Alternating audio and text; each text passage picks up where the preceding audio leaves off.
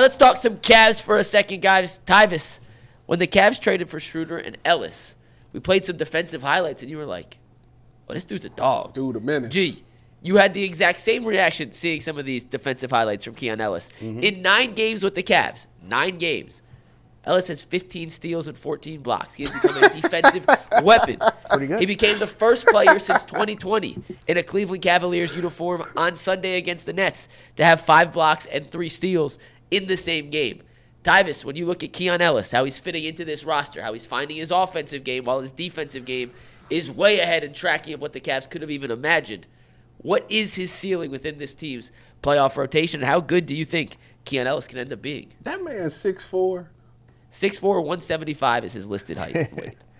That dude a dog, man. Hey, he could really be a true difference maker in some of these playoff games. You know, you talk about some of these guys who get hot during the playoffs. You talk about, you know, like a Tyrese Halliburton or something like that if he was playing. But like last year, let's take him for example.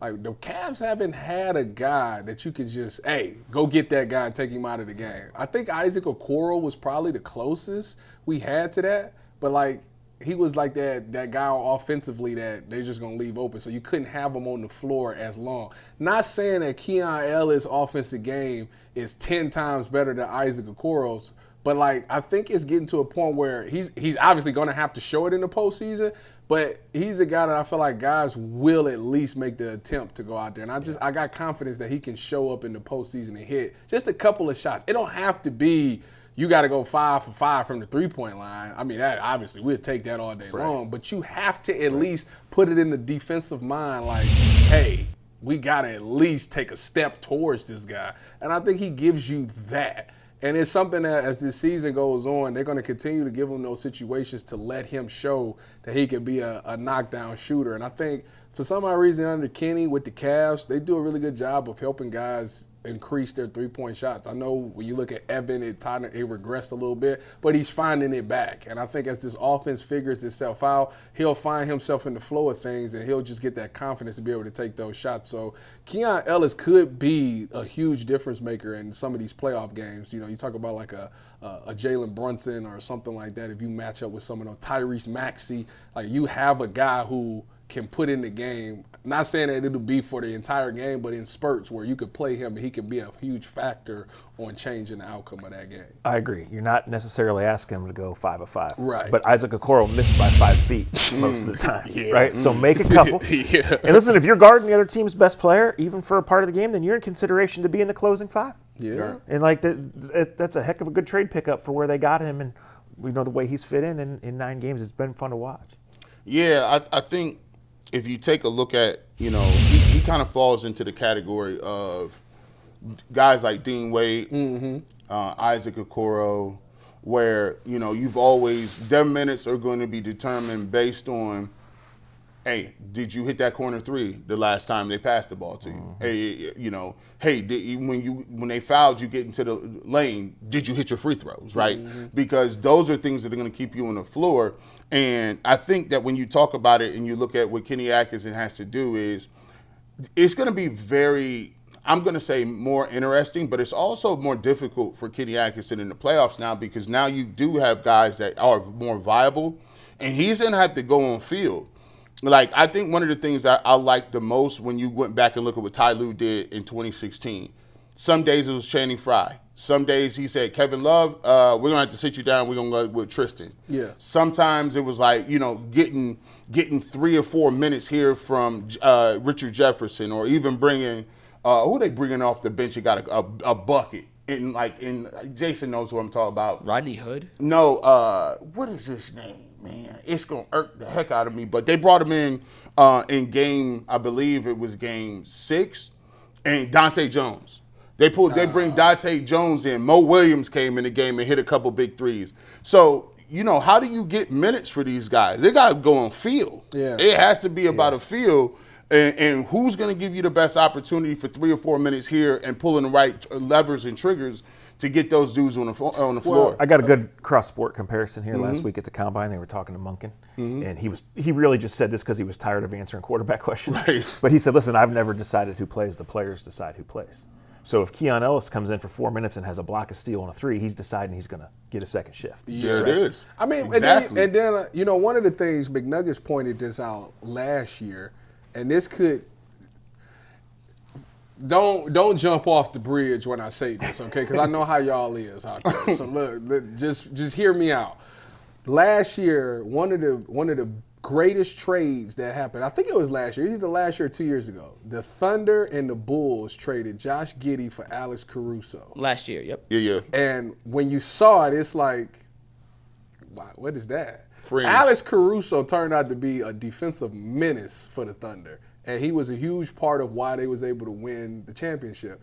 Keon Ellis could be of that same thing. I don't know how good of an on-ball defender he is. Obviously, we're talking about a lot of blocks and steals, and a lot of his steals is in the lane. But on-ball, like, Alex Caruso changed a lot of what the Thunder was defensively, and I think Keon Ellis can bring that same type of presence. Am I wrong saying that, McNuggets? Slightly different kind of player. Caruso guarded Jokic in Game 7.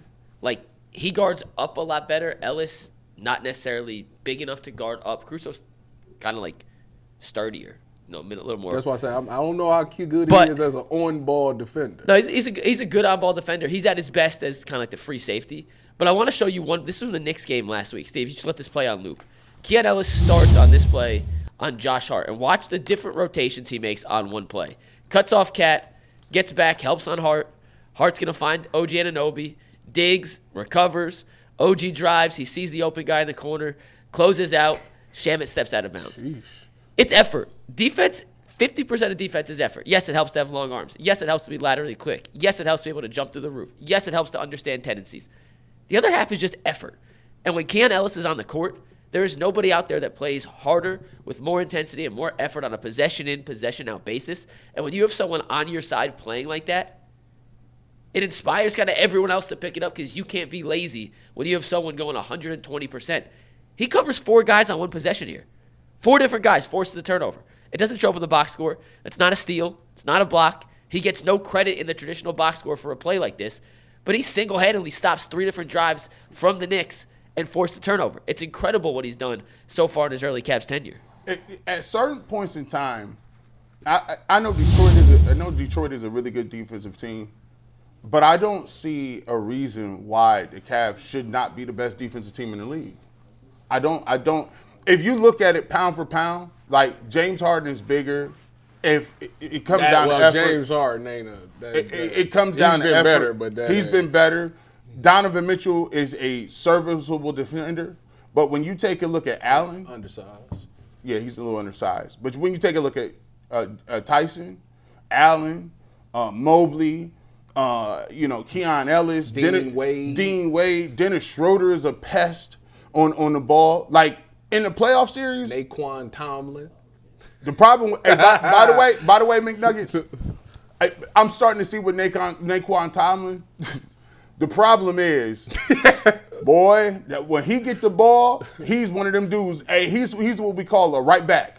When a right back is when you get the rebound, give it right back.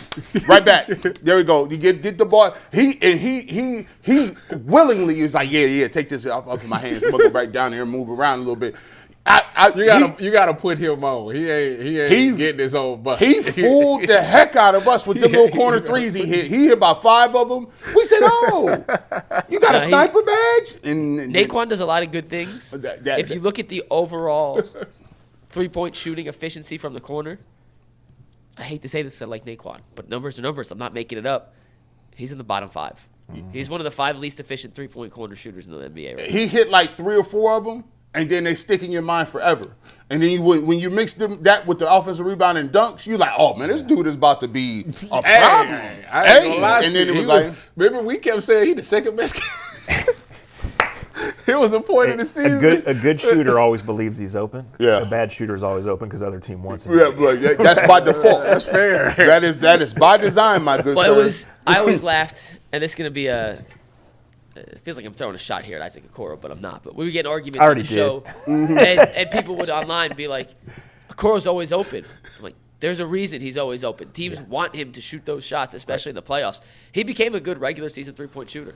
Yeah, he did. And in the playoffs, and Dean Wade in the same ilk, yeah. There's a reason those guys are wide open in playoff series because the other team is saying, you're going to let one of those guys shoot?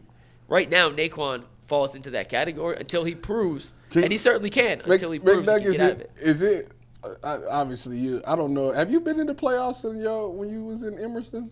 We did. Yeah, we made the NCAA tournament one year. Did they leave you open? I was like the 12th guy in that team, so yeah, I didn't play. He was always open. So yeah, you think they would have left you open? No, the one thing I did was shoot, so I probably wouldn't be a guy they left open, but I was. Is it really that big of a difference in the playoffs and regular season when it comes to the three-point shot? Yeah. I mean, you're walking through your defensive rotations in every situation. Hey, you know what I do to pressure? Laugh at it. I wish you would leave me open. I might miss 5 of them, but this 6 were going in. They'll take that result, Tyvis. If you shoot 17%, they're going to win. No, I just need that first one to fall, and then I'm on. It's on from there. You know what's so crazy is like if you watch professional basketball players, none of them miss. Like people be talking about how people is garbage. I'm like, bro, if Bronny James came to your local rec, he's not missing. Man, when I seen he's not gonna miss it all. When they showed that clip last year of Mitchell Robinson hooping at Lifetime, and he was pulling threes, going to the cup. I was like, the same dude who be in the game. They get the rebound and say, here, take it, get it out of his hand. There's I don't levels. know. G, when you say there's levels, that's your famous quote. The difference in levels of how good these guys in the NBA are, even the 18th, 19th, 20th guy who gets called up on the Utah Jazz because they've tanked, they've sat players, they've called up G League guys, E10s. That's right. They're so good. They're so good. Go to practice. Watch Jared Allen shoot threes. Jared Allen's like a 70% three-point shooter. He's not going to miss. Like, they started. I see him shoot it in the warm-ups. He shot a moving 3. I had to look like that's Jared Allen doing that. At open runs back in the day, they used to. So if you play high school basketball, you know what I'm saying? Like, you come back from college, they be having these runs where it's like, okay, some guys that, may have been in a training camp, some guys overseas, you know what I'm saying? Dudes play D1. So it's all these people. And I remember coming back my sophomore year, they're like, yeah, we they started saying, hey, we going to hoop down here on a Saturday. And I'm like, all right, cool, I'll be there. And I walked into the gym, and I was just like, yeah, I'm not coming back to this no more. I swear, hey, bro. I'm not coming back no more. This ain't fun. That's a fact. Ain't it a fact? Bro, I was hooping with somebody, and you know how when you get back into the swing, it's like certain levels. It's certain hoop sessions where it's like, I can't go there. I'm not ready for that yet. Man, I went to one of them hoop sessions where everybody was, I'm talking about hand in his face, money, covering his face. Cash. And I'm like, I'm done. This ain't my session. I'm going with the other dudes down a little bit lower that's missing shots. And the wind is different. Like, people like, what you mean wind? No, listen, bro. Like, you be in shape because you be like, oh, I play football, we work out, we lift weight, but it's a different type of build. Like, their wind is different. They running up and down the court and it's light. They jumping high. They going up 2 hands easy. I'm like, coming back here. I got to get back in the gym before I come mess with you. Nah, it's levels. I'm cool.